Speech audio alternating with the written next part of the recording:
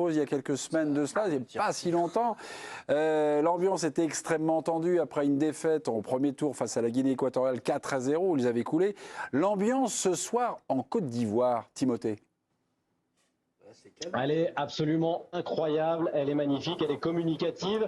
On vaut rien, on est qualifié. Cette chanson, elle avait été chantée après la qualification obtenue grâce à la victoire du Maroc face à la Zambie, qui avait permis une qualification in extremis, une résurrection pour cette équipe de la Côte d'Ivoire. Eh bien, c'est devenu un véritable hymne repris par tous les Ivoiriens. Et vous le voyez sur les images que je vous ai proposées un petit peu plus tôt, avec quelque chose de festif, absolument incroyable. Et cette phrase, donc, on vaut rien, on est qualifié, une autre est revenue.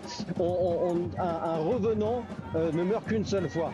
Un revenant ne meurt qu'une seule fois. Donc, vu qu'ils étaient déjà morts, ils ne pourront pas mourir à nouveau et ils remporteront la Coupe d'Afrique des Nations. En tout cas, les supporters en sont convaincus, dans une ville d'Abidjan qui est en train de récupérer les 50 000 personnes qui étaient au stade et qui est en train littéralement d'exploser. Oui, je sais que vous voulez sortir ce soir, faire un petit peu la noce dans les rues d'Abidjan, mais parlons un petit peu de football. Ce soir, sur le jeu, cette qualif de la Côte d'Ivoire, elle est méritée. Vous voyez, on va dire, l'émergence de joueurs, d'un jeu, de quelque chose, ou non, c'est extrêmement haché, ça joue sur un coup de dé? Elle est méritée globalement sur l'ensemble de la rencontre parce que la République démocratique du Congo s'est procuré finalement très peu d'occasions, que la Côte d'Ivoire en a eu un petit peu plus. Vous avez vu le but, vous avez vu le but inscrit, avec tout le respect que j'ai pour le club de Rodez. Quand le gardien d'une équipe nationale est le gardien de Rodez, on arrive à ce genre de but. Alors jusqu'à présent, ça s'était pas trop vu côté République démocratique du Congo. Là, il y a quand même une erreur manifeste de placement au départ de l'action, de placement au milieu de l'action, de placement à la fin de l'action de la part d'Empassi. Pour le reste, c'est plutôt qualifié, c'est plutôt mérité pour cette équipe de Côte d'Ivoire, même si encore une fois le jeu est loin d'être exceptionnel. Ceci dit, si on a vu de très beaux huitièmes de finale, deux très beaux quarts de finale, les deux demi-finales ne nous ont pas proposé un spectacle extraordinaire. Vos propos sur le but encaissé par le gardien de la République démocratique du Congo a fait réagir les gens du plateau. Je vous passe Guillaume, je vous passe Jérôme. Bon, déjà, Rodez est en Ligue 2 et je trouve ça... la manière dont tu présentes la chose, je trouve ça un peu dégueulasse. Parce que Haller, il a une réussite monstrueuse sur le but. Le gardien, il fait pas d'erreur. Il est lobé, il est bien placé. Il fait aucune erreur. Franchement, tu peux revoir l'image 1000 fois. Moi, je suis gardien à un petit niveau. Jérôme a été gardien à un meilleur niveau que moi. Il n'y a aucune erreur. Il n'y a pas une faute, il n'y a rien, quoi. Jérôme, franchement. Et de dire, enfin, je trouve ça assez respectueux pour le gardien qui n'y peut absolument rien. C'est pas une faute de main, c'est pas une toile. À l'air. Il attente 1000 fois cette frappe, il la marque jamais. Mais on discute avec Timothée là sur l'opinion. Mais oui, c'est très bien. Ça rude, moi. Moi, je trouve deux choses. D'abord que Lionel Mpassi est un très bon gardien de Ligue 2, reconnu par ses pairs et souvent nommé pour le meilleur gardien de Ligue 2. C'était le cas il y a 2 ans, ce sera sûrement le cas cette année encore. Et sur le but, Timothée, en fait, tu as un gardien qui est en appui, qui s'attend à une frappe normale. Qui se replace aussi. Et qui se replace, et ça arrive de temps en temps.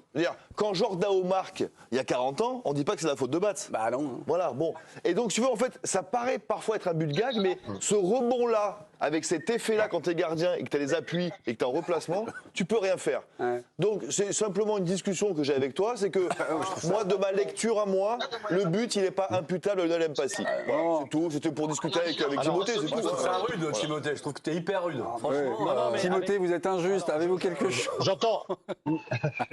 Mais j'entends vos avis et surtout, je me soumets à l'avis de Jérôme Alonso qui a été gardien. Mais la réalité, c'est que je vous invite à le revoir, ce but, réellement. En fait, effectivement, la frappe, elle est inattendue. Ça, le fait d'être lobé après le rebond, ça peut paraître gaguesque, mais ça ne l'est pas.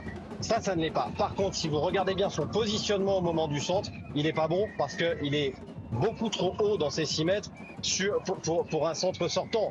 C'est mon avis. Mais ça n'enlève rien à la qualité de Mpassi, qui est effectivement un très bon gardien de Ligue 2.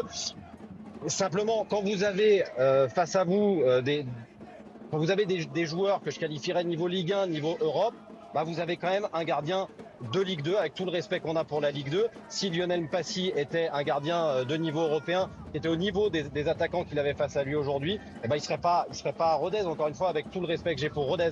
Mais voilà, il me semble, encore une fois, à revoir. Vous avez peut-être raison, et surtout, Jérôme est très très bien placé. Moi, il me semble qu'il est un petit peu avancé sur le centre. Après, le rebond, effectivement, il ne peut pas grand-chose. C'est que souvent, quand le gardien est sur sa ligne, après un centre, on dit « Ah, mais fait chier, il n'est pas assez avancé ». Donc, si tu veux, le placement de Lionel, il ne me choque pas sur le but. Après, c'est vrai qu'il y a une réflexion que Guillaume nous donne, c'est que, par exemple, l'Algérie a été championne d'Afrique avec Raïs Mboli, qui jouait, je crois, qui n'a jamais joué plus haut que la Ligue 2, qui n'avait pas de club.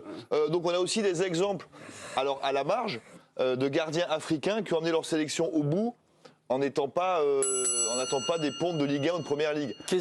Mais voilà, effectivement, toi tu étais au match, il faudrait que je le revoie. Mais pour moi, honnêtement, sur ce but-là, honnêtement, il a juste pas de bol. Il a surtout pas de bol. Mais on t'embrasse très fort, Timothée. Mais oui, bien sûr. Bonne soirée, hein, surtout. Bonne fête. Question express. Question express. Nigeria, Côte d'Ivoire. Pour vous, le favori, c'est qui là? Vous êtes en Côte d'Ivoire, donc vous allez évidemment avoir un petit faible pour la Côte d'Ivoire, non? Non, enfin, un faible, oui. On aimerait bien la victoire du pays hôte. C'est toujours extraordinaire pour une compétition. De ce que j'ai vu en termes de football, le Nigeria me paraît au-dessus, parce que cette Côte d'Ivoire montre finalement pas grand-chose, et ce depuis le début de la compétition.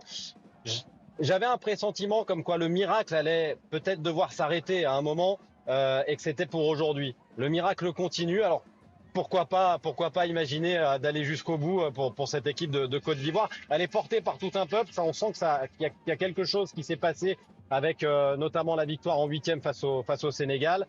Mais sur un plan purement footballistique, le Nigeria, sur l'ensemble de la compétition, a proposé mieux que la Côte d'Ivoire. Merci beaucoup. Timothée, on vous embrasse. Très bonne soirée. Bisous, du côté de la Côte d'Ivoire. Salut. Ciao. J'adore cette phrase. On vaut rien, mais on gagne. Magnifique. Eh oui.